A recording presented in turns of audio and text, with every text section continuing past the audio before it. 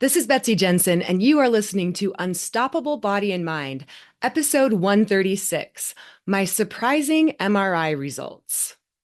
In this podcast, we learn to upgrade our brain and understand the power of our thoughts, to heal and to create the results we want in our life. Become the person in control of your healing and make peace with your life. Become unstoppable, body and mind. Hello, my loves. It's been a while since I recorded a podcast, but I had to record one. This is so fascinating, you guys. I wanted to get a back MRI.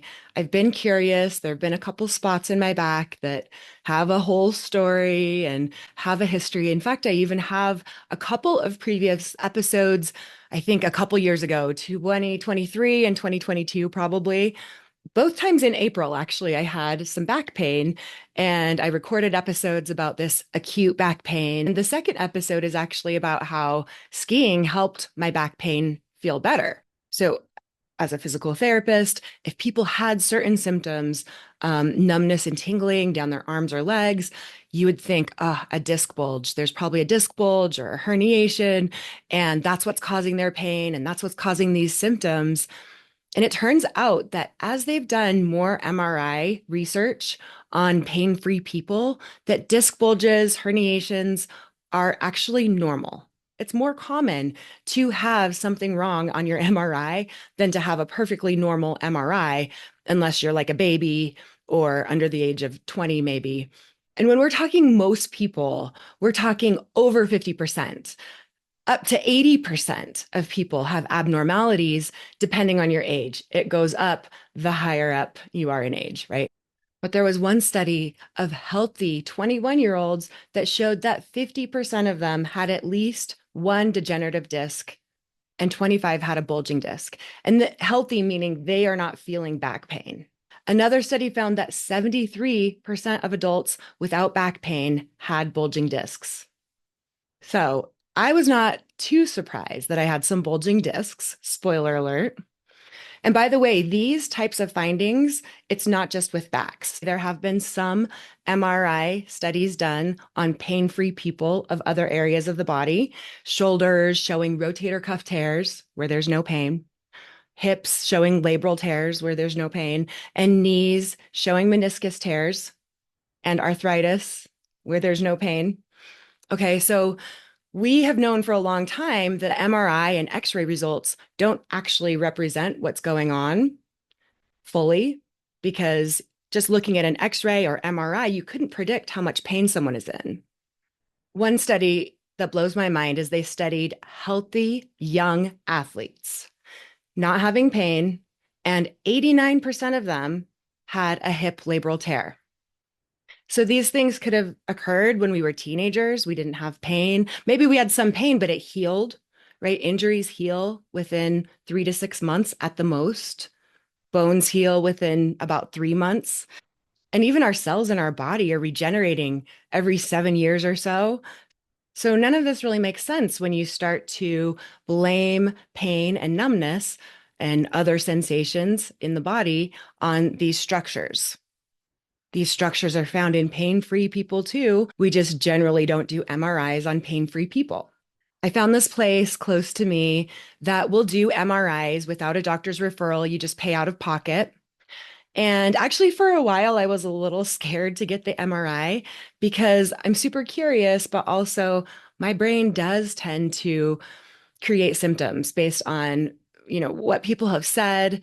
Sometimes people who I've coached, I'll get a similar symptom. I even noticed this as a physical therapist before I started coaching. So sometimes I'd be treating someone with a hip pain. Later that day, I'd have hip pain. So I know my mind is susceptible. It's very strong. And so I was a little worried about what those results would say and how that would affect my pain, even though those structures have been like they are for probably a while. And me knowing those results really shouldn't change the level of pain that's there. But we do often hear that people have more pain after their MRI results if they've gotten negative results or scary sounding results, which most MRI results are. I've even coached people who had pain on one side when they went in for the MRI. The results said that something was wrong on the other side, and then they developed pain on that side after they got those results. There was a study comparing two groups where one group was told a very factual, clinical view of their MRI results, just like I'm going to kind of tell you about what mine sound like. And the other group was told, this is normal. You did have these changes, but we see this all the time. It's normal for your age, that kind of stuff. Not only did that first group have more of a negative view about their back, their spinal condition, they also catastrophized more. They had decreased pain improvement and poorer function. So this can really make sense. You think of someone getting their MRI result, they say you have this really like scary thing and you should avoid these movements. And if your back ever hurts, that's your back telling you to stop and not to do it. It's getting damaged when you do that. They are going to fear movement more. They call this kinesiophobia, and they've actually shown that kinesiophobia can increase your pain and even increase the stiffness of your back. So, this fear of movement has a physical tightening of the muscles, right? Your brain's like, I don't want to damage it. You contract, and that increases your pain, decreases how you move, and over time, that just gets worse and worse, especially if you're told something like, you're always going to have to be careful. This is just going to get worse, right? And this is really why they're saying now that MRIs and X rays, diagnostic tests, should mainly be used for screening out major things like tumors, fractures, infections, in some cases, some severe structural changes. But remember, you guys, those are the exceptions. So a lot of people will tend to think, well, I'm probably that 1% or in the 10%. I mean, it's possible, but like 90% of the people think that. So it's probably more likely that you can start to build this evidence for yourself that your pain is neuroplastic, that these findings are incidental, that if you took 100 people, another person may have exactly those same structures in their body that don't cause them pain. It's mind-blowing, I know. It's different. But bear with me, you guys. I am a living, walking, breathing example of this. So let's look at my MRI results. Oh, first I wanted to tell you though, when I was going to the MRI that day, I started getting this like almost like a dizziness. It was kind of like an aura before you get a migraine, just kind of this like weird feeling and vision a little bit blurry. As I was driving, I was like, okay, this makes sense. I'm a little stressed. A little part of my mind was like, maybe I'm having a mini stroke or something and I'm driving. But I just kept breathing and reminding myself, no, this is okay. I want to do this. I don't need symptoms to prevent me from going from this. I'm going to be okay. This is safe. I got the MRI. That was an experience. I can see how people in pain, it would be a really hard thing. I did the mid back and lower back. So it was like 15 minutes of hold still on this platform that we wheel you in on your back in this very confined tunnel. I've actually had an MRI before in PT school, like 20 years ago, and I don't remember it being that bad, but I can see how, people with a little bit of anxiety, claustrophobia, not a pleasant experience. And how does our brain react when there's fear? It can produce more pain, right? So in the mid back, I knew there was just this one area, and there was actually something in that area, a paracentral disc protrusion at T5/6 with mild mass effect on the ventral aspect of the cord. So that would mean if I was having some kind of numbness or tingling, they would probably want to relate it to that or do surgery or something there. So I have that. And then in my lower back, L2, 3, 4, and 5, between all of them and S1, there's disc bulges slash the lower ones are disc protrusions, one's 16 millimeters and going 5 millimeters into the thecal sac, one's 18 millimeters, moderate to bilateral, severe neuroforaminal stenosis. Scary sounding stuff. This was kind of the weirdest one to me. I have a central disc protrusion at L5S1 with retrolisthesis, measuring 6 millimeters. So I had to look that up. I've heard of spondylolisthesis. That's where the vertebrae shifts forward. That's actually what Nicole Sachs has, if you know who that is. But I have retrolisthesis, and I looked it up. The 6 millimeters is enough to qualify me for a disability if I also had pain or numbness. Oh, and they also said a straightening of the lumbar spine, which can be seen in the setting of muscle spasms, which is so interesting because I'm pretty sure I don't have muscle spasms in my lower back. At least if I do, I don't feel them. So again, sometimes they would look at something like this. Someone might look at straightening of the lower spine. Oh, let's do some arching exercises and change that curve, and that'll change your pain. But what we know is people have all types of postural changes, scoliosis, they might have weak core, they might have weak hips and glutes, they might have thoracic kyphosis and not even have pain. So please, if you're listening, think of what you've been told, what diagnostic tests you've had.